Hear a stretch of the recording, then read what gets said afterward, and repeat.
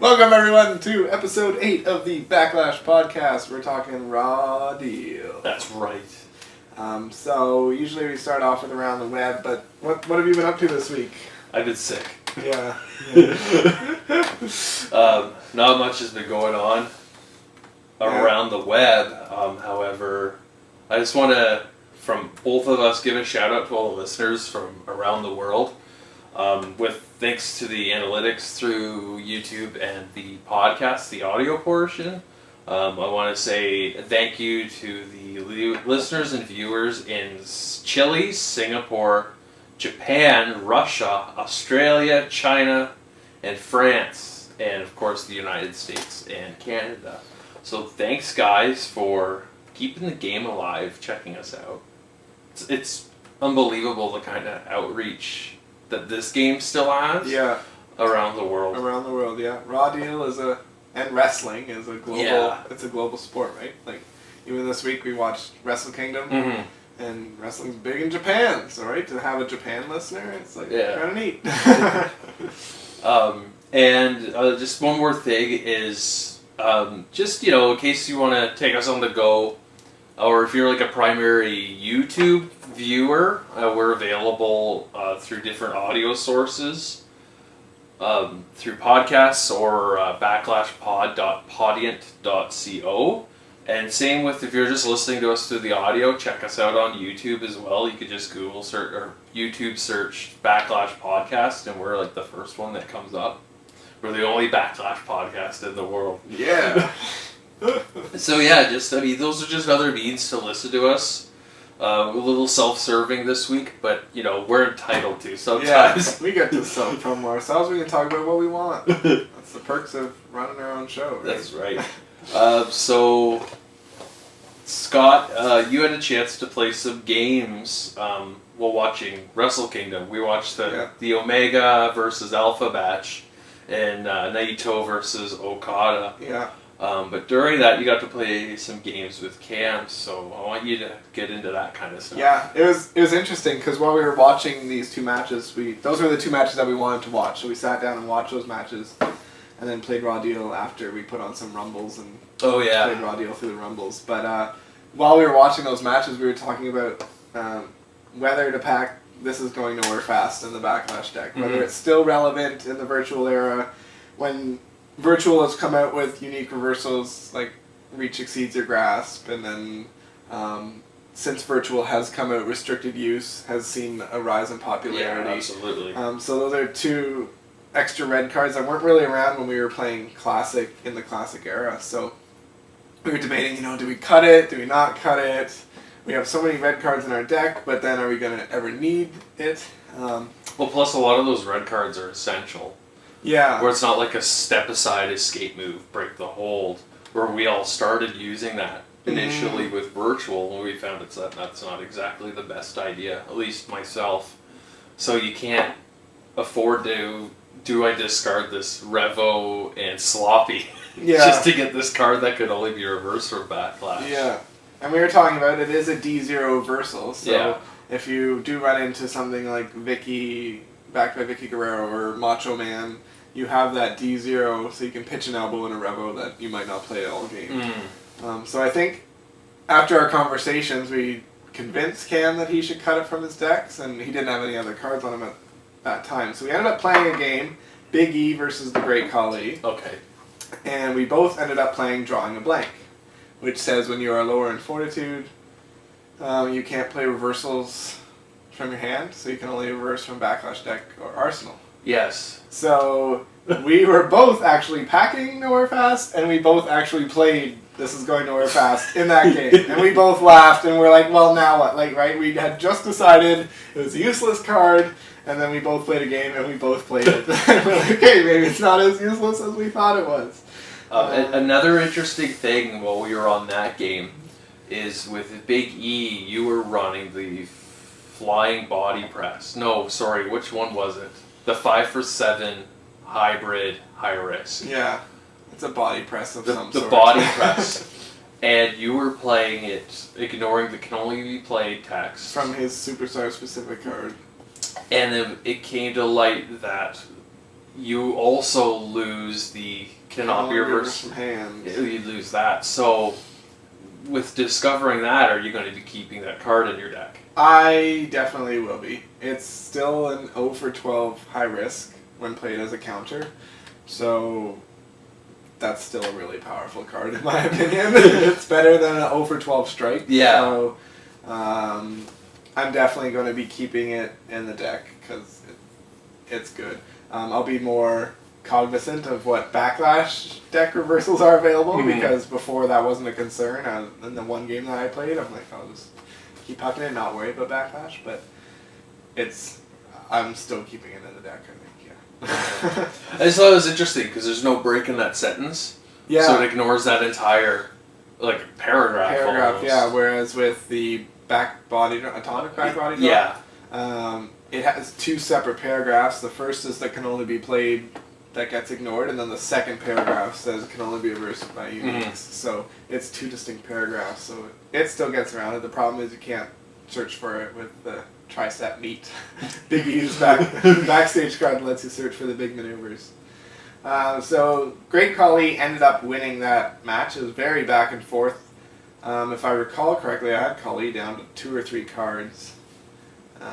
Nope, that was the next match. Never mind. But he ended up winning by throwing big trademarks, and I just had no answer to the big trademarks because he can just pick them up from Backlash deck with one of his, or from ringside with one of his pre-match cards. You can discard 3 and pick up any 10 or greater maneuver. So he was like, "Well, I'll just huck this until you die," and Biggie slowly died.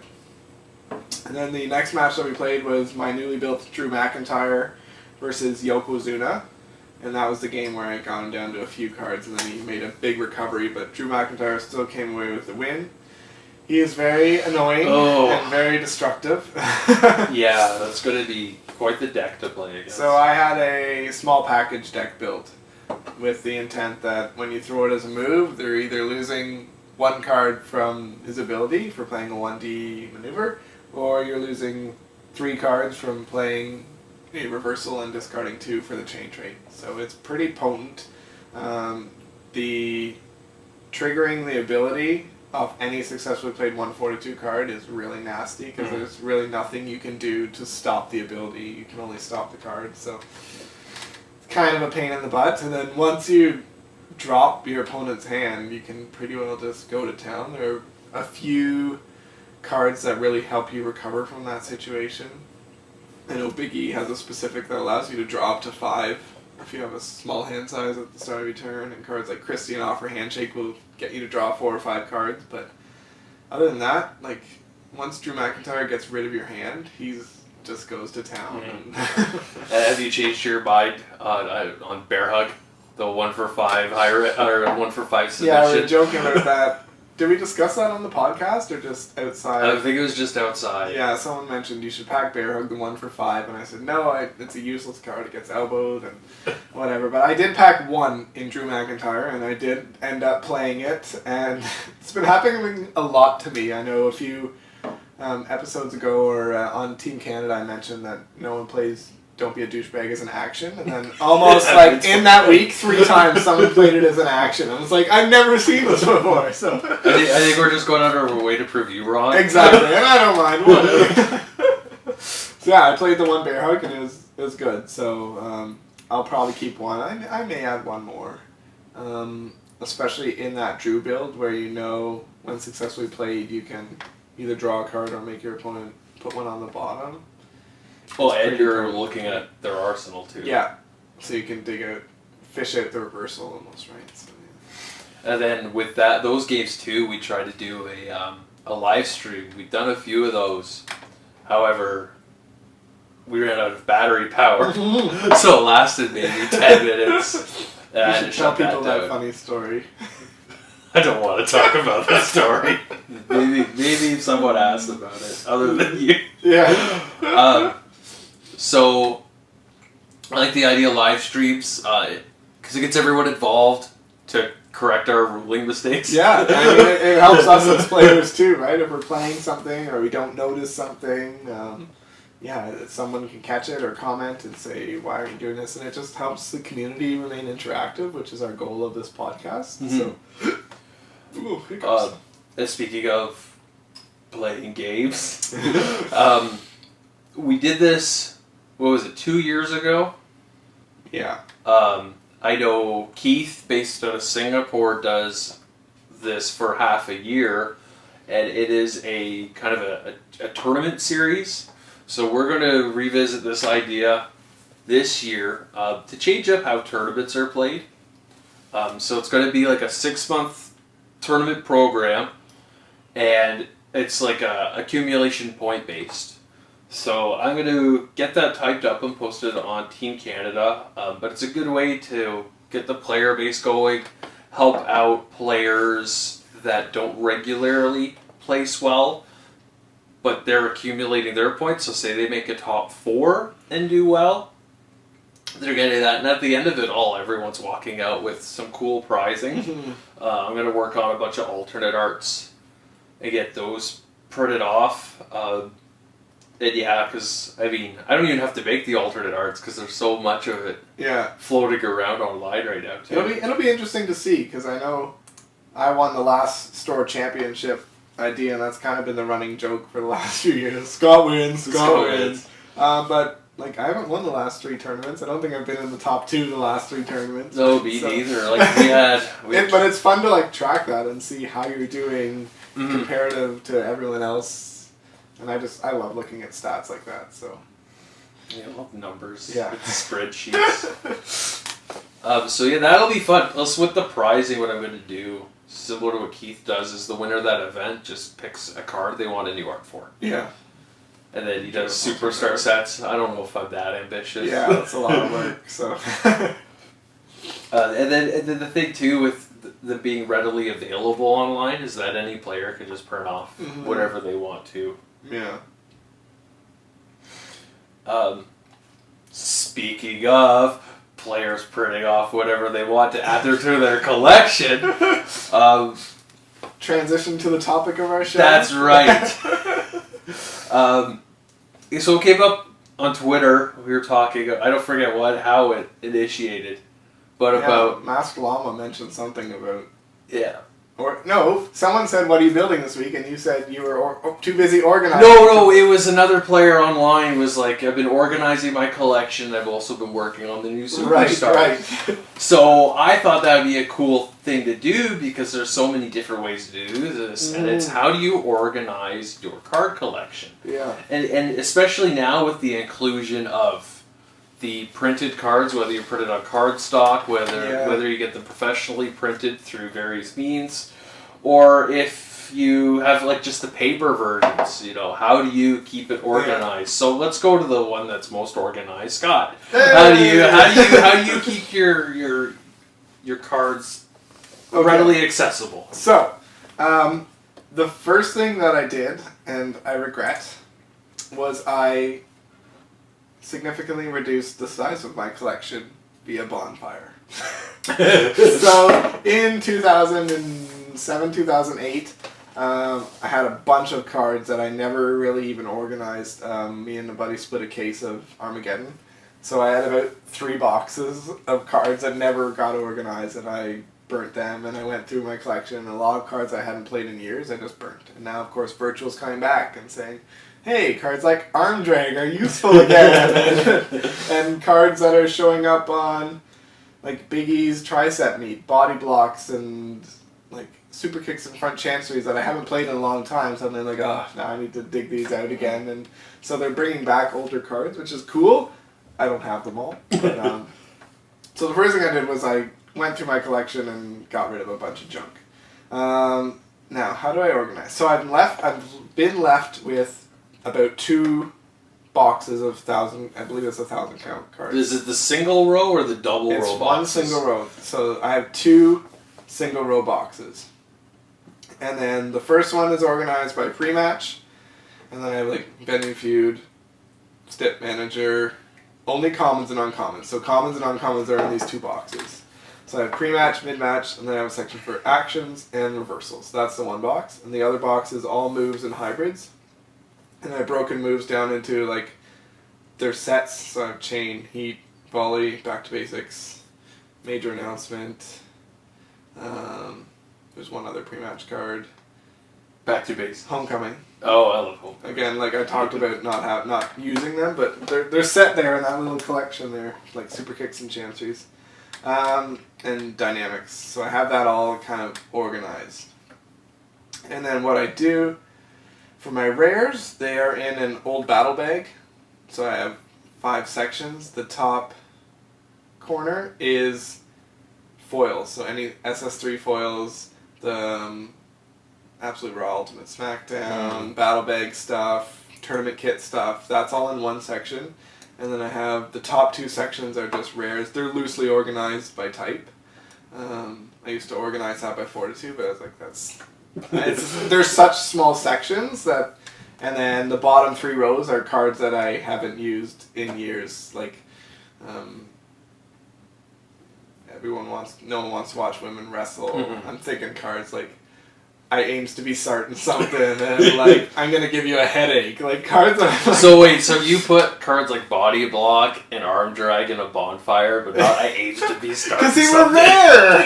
They had to be more valuable or something. Yeah.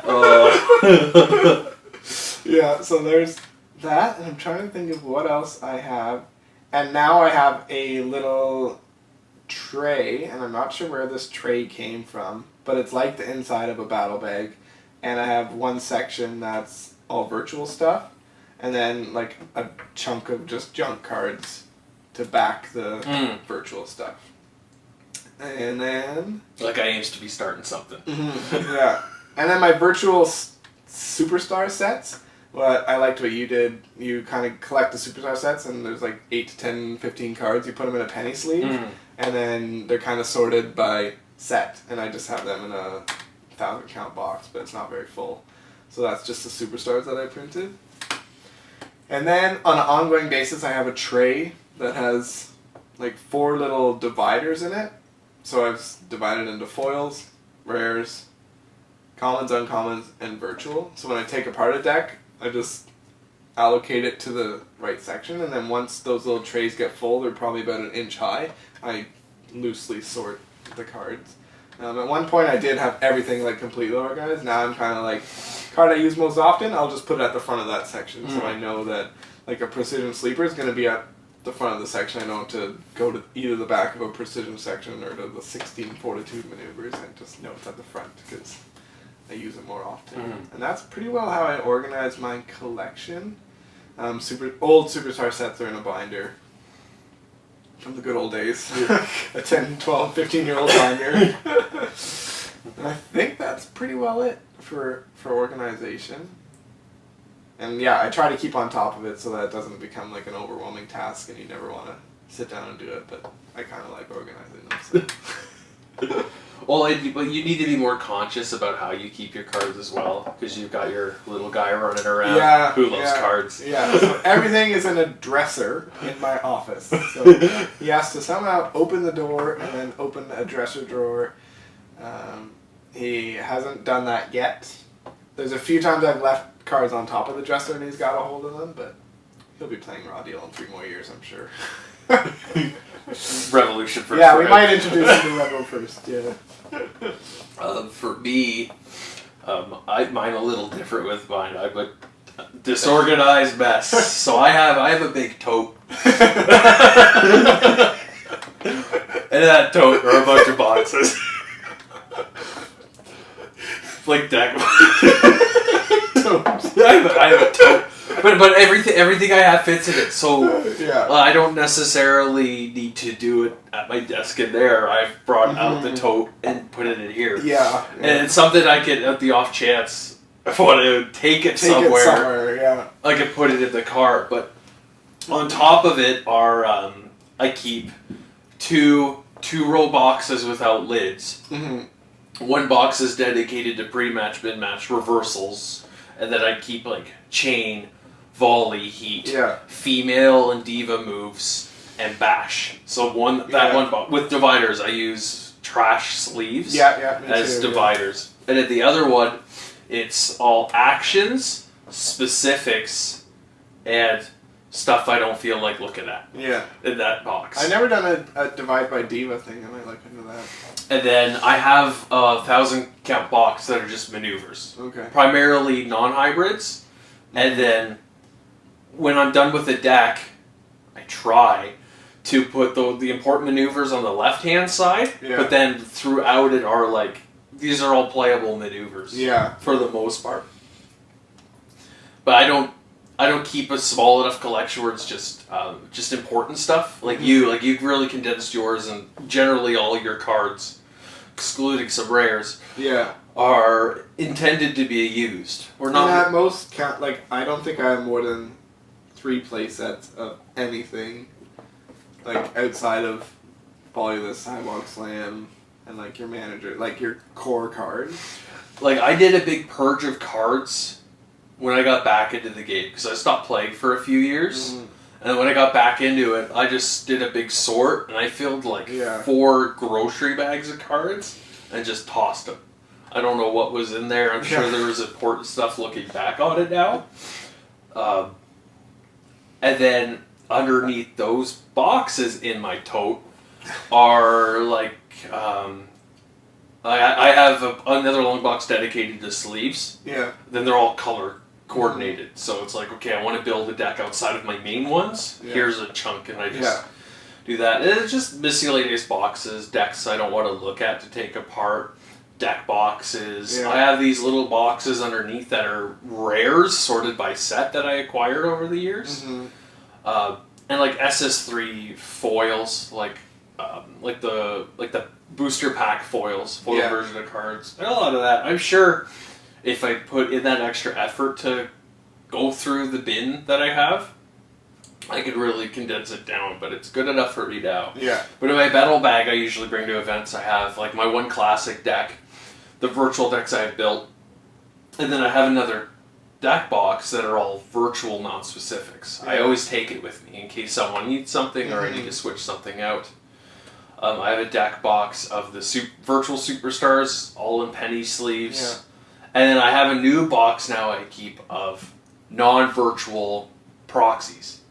Okay. Because I've had to do that because I don't have any like Bulldog takedown throwbacks. Yeah. So when I initially built Trish, I needed 3 of those. Yeah. So I just went to one of the Facebook groups, found a copy, printed off 3. Yeah, I have a small deck box of all the alternate arts that you've done. So Ready to Fight, Backstage Shenanigans, Little She-Devil, and they sit there, and that's kind of like my backup. Like, I like them, I appreciate them, but they're my backup once I run out of the real versions. Oh, I know, like, for a tournament, I want to use a real version anyways. But, yeah, so I have a little deck box of alternative arts that if I don't feel like searching for something, I was like, I know 3 Ready to Fight are going to be in there, so... that's how I keep my stuff. I mean... Right now, on the desk there, I have one deck that I'm working on. But if I don't want to think a raw deal, I just close that door. Yeah. One thing I don't like for storing cards, and this is hilarious, because I was there for both times. You were there for one. We have 2 friends. They're roommates. They store their cards in those giant 5-row boxes with the lid. And on 2 separate occasions, each of them have dropped their entire collection upside down. Yeah. And these were like meticulously organized. Yeah, it was like by fortitude, by face, by heel. I thought the one guy was going to quit the game. Yeah. When he dropped the box. So, if you're listening to the audio, I'm gonna check out the YouTube, and I'll have the pictures that will have come up. The chaos that was caused. And it was hilarious because I think these were both during pay-per-views, so that was more entertaining than the pay-per-views. Yes, yeah, the pay-per-views were a little rough. Yeah. Yeah. So how do you organize your collection? Put it in the comments or any of the social media means of conversation, talking. Mm-hmm. Let's move on to our card versus of the week. Dun, dun, dun, dun. We have Backslide versus Leg Drag Throwback. So how do you want to do this? Do you want me to argue for backslide and you argue for leg drag, and we'll? Well, I mean, what are the pros and cons of both? I mean, these are both classic cards. Yeah. Backslide has RMS, reverses any strike for 1 damage, and it could lead you to winning the game. Leg drag reverses any strike of 6D or greater. It's cheaper to play, more damage. You know, what do you prefer in your decks? For the most part, I prefer leg drag. I'm not too sure about virtual. I haven't packed much of either in virtual, but definitely leg drag in bash decks because you get that 3 fortitude right off the start, and then it gives you 3 fortitude as well, right? So it's that lower curve. Backslide has the win condition. There are a couple cards out there that prevent you from playing cards with win conditions, but I like that it has RMS, so it can't be plunged. It's doing its 1 damage. It's also getting you to 6 fortitude, both bridge to 6. Which gets you nerve hold. Yeah. That reverses any grapple or submission. So yeah, I looked through my decks, my virtual decks, and I am packing 3 leg drags among my 5 decks. And I'm packing 0 backslides, so right now, leg drag for me wins over backslide. For me, I was backslide for the longest time. My hybrid reversals of choice were usually 2 nerf holes, 2 backslides, because they're both around the same fortitude. Both didn't have the limitations of what they could hit. Yeah. And they were both maneuvers you generally wouldn't play. Since then, I had a conversation with one of our players, I can't remember who, and they're like, you should really be packing leg drag over backslide, because how often are you seeing strikes that do less than 6 damage? Yeah. So I tried it out. I started swapping out my 2 backslides for leg drags.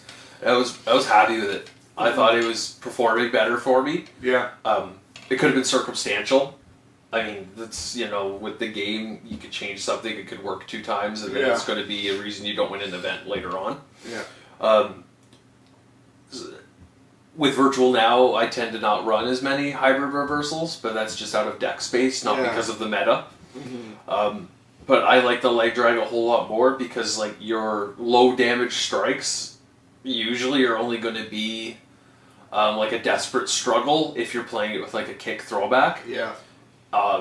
Dirty low blow, which you can't respond to. Exactly. The one thing I like about backslide, though, is the win condition on 5 stun. Yeah. If you're building your deck around it with the bikini contest pre-match and, say, a volley deck. Yeah.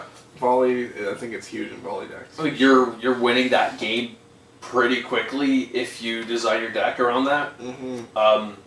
They both have they're both good cards, both good strike reversals, but leg drag also has it where it's a 0 for 3 maneuver. Yeah, if you're if you're running into an old school wrestling match, stipulation in virtual. Yeah, you can throw as a mover. You can turn up the heat into it if you're running the interview by Mean Jeans. I mean, it could get you out of more bides. You could play as a reversal off of a pump kick. Say you get a judo choke into play where backside's not going to offer those options. And they both have the drawback that they're hybrid and that they do damage, so you can't play cards that come reversed by D0s. But that's the same for both. You can slap an RMS onto leg drag using Frankie Takes Hollywood, so that RMS advantage can be remedied with a Frankie. I like leg drag. I prefer leg drag right now. Yeah, same with me. But nerf hold versus inside cradle. I think nerf hold wins. Oh my god! So. Yes. I don't even think we need to. Yeah, they still have their plays backslide inside cradle, but in the majority of decks, I think you're going with leg drag nerf hold. I'm surprised they never made a submission that works along the lines of inside cradle and backslide. The rakes have a reversal for submission grapple. I understand with stun, the idea is stun value is the impact the maneuver has. But, you know, if I'm stretching out my opponent, I should be able to make him tap just based on start value. But we have maintain hold for that. Yeah, so I guess that's that alternative there. Yeah. Which, if you were following the Throwback Thursday this past week, maintain hold was the card of the show. Nice segue. On Facebook every Thursday you post a throwback. And Twitter as well. Yeah. And you know, people seem to enjoy that. I forgot all about claw maintain. Yeah. That was a gross combination. Memories, and then, what was it? Spinning toe hold and maintain hold? Yeah, and Bobby Lashley. Oh my god. With Bobby Lashley, cards can't be reversed from Arsenal. Spinning toe hold says it can only be reversed from Arsenal, so if you hit that and you hit a maintain, it's over. Other cards like Sergeant Slaughter, who searches for the maintain, makes it minus fortitude. You can maintain his Cobra Clutch first turn. It's like maintain is a win condition in the first to tap out matches, so that's kind of neat. In AJ Styles, a ruling came up where his Calf Crusher is a submission trademark multi that has the text can only be reversed by 2 D0 reversals. But then Throwback Maintain Hold says your maneuver is no longer a multi. However, the maneuver still can only be reversed by 2 D0 maneuvers. So now you can't play Get the F Out or Once is Enough against it because they're no longer multis. You can still play Get the F Out. No, you can't because that reverses trademarks and it's a trademark. Yeah. So reverses non-trademarks and Calf Crushers. So how did that we had that conversation too with reversals that reverse non-trademark. Do they reverse a multi that is part trademark? No, they do not because it is a trademark. So apparently Cam ended that in the past and it was ruled that you could play I Change the Questions against a trademark, but we asked on TCO and no, you cannot. That was a qualifier too, wasn't it? Probably. I'm sure, you know... I don't think it was. He was playing Funaki, so I don't think he played Funaki. I don't know. I wouldn't put it past Cam to run Funaki at a qualifier. Yeah, but you cannot reverse a trademark with a thing that says reverse non-trademark finisher. Because it is indeed a trademark. Even if you're reversing the submission half, it's still a trademark. But it's a submission, Scott. I know! That's my argument, but I do not counter it, so... But that's going to wrap it up for us. Scott, you want to tell us what's going on next month? Right here in Barrie, Ontario. Next month, NXT is coming to Barrie, Ontario. Triple H tweeted, Barrie, Ontario, we are so excited. We're over. We are over. So we got front row tickets to that show. So we're aiming to get something signed by some of the superstars either before or after the show. But we're not sure what we want to get signed. So we want to get your input, the listeners' input, and ask you what would you get signed by an NXT superstar. So go on our Facebook or Twitter. Maybe we should create a thread asking that. And then or even comment on the video here too. Yeah. There's a few cards that jump out to our mind, like the NXT title. If Drew McIntyre's there, Drew McIntyre face card. Or even, you know, a backstage signature, so you could play it with your character. Any deck you're running. Yeah. Yeah, that's true. From NXT to WWE, even though they're not really in WWE yet. We were going over it, and the only person in NXT that's in Raw Deal right now is Drew McIntyre, and he's injured. Yeah. Go figure. Yeah. But it should be an awesome show. We're super excited for it. So snap some pics. Maybe we'll share them up after the show on our podcast. Oh, yeah. Even though it's non-Raw Deal, it's still wrestling related. It's still fun. We've avoided wrestling talk up to this point. 8 episodes. Yeah. A little bit of Wrestle Kingdom, but we made 7 with no wrestling. So. Yeah. We did it all comes together. Who do you pick for the Rumble winner? Shinsuke Nakamura. Oh. Who do you have? I haven't given that much thought. I think Asuka's going to win the female one, so we'll go with that. Alright, go Japan. Yeah. Alrighty. See ya. Episode 9. Have Bye. a good one. Keep Raw dealing.